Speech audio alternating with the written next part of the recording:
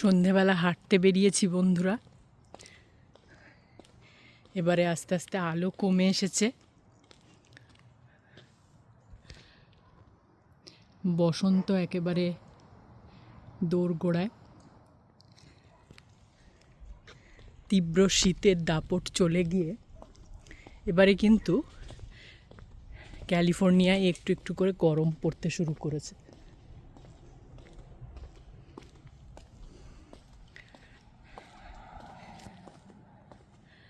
আমাদের পাড়ার আশেপাশে প্রচুর লেবু গাছ আছে বটে, তবে এই লেবু গাছটায় বোধহয় সবচেয়ে বেশি লেবু ধরে রয়েছে আর কি।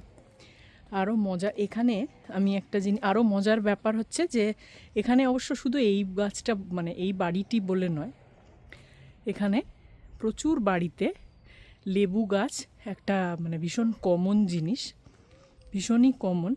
আর 2 রকম 3 রকম লেবু গাছ, যেমন এটাতেও দেখা যাচ্ছে 2-3 রকম রঙের লেবু।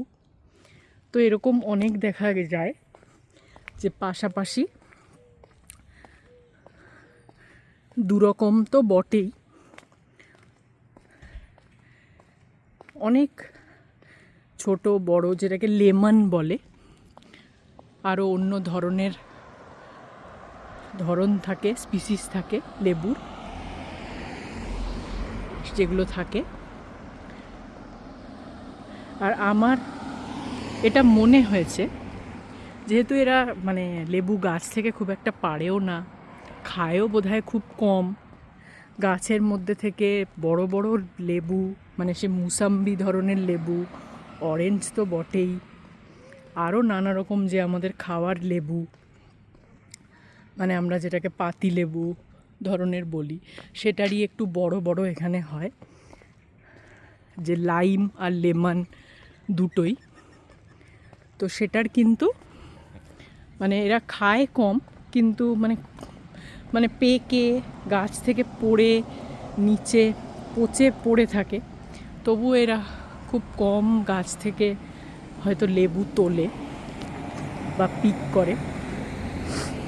কিন্তু লেবু গাছ কিন্তু সবার বাড়িতে ভীষণ কমন। সেজন্য আমার এটা মনে হয়েছে, অনেক কিছু দেখে আমার এটা মনে হয়েছে যে অনেক জায়গার তো অনেক রকম বাস্তু বা মানুষের বিশ্বাস সংস্কার ধরনের অনেক কিছু থাকে। তো এখানে আমার এটা মনে হয়েছে যে এখানকার মানুষের এটা বিশ্বাস যে এরা লেবু গাছ বাড়িতে রাখাটাকে শুভ মনে করে, একটা প্রসপারিটি বা প্রাচুর্য, তার যে একটা চিহ্ন, সেটাই লেবু গাছগুলো আসলে বহন করে।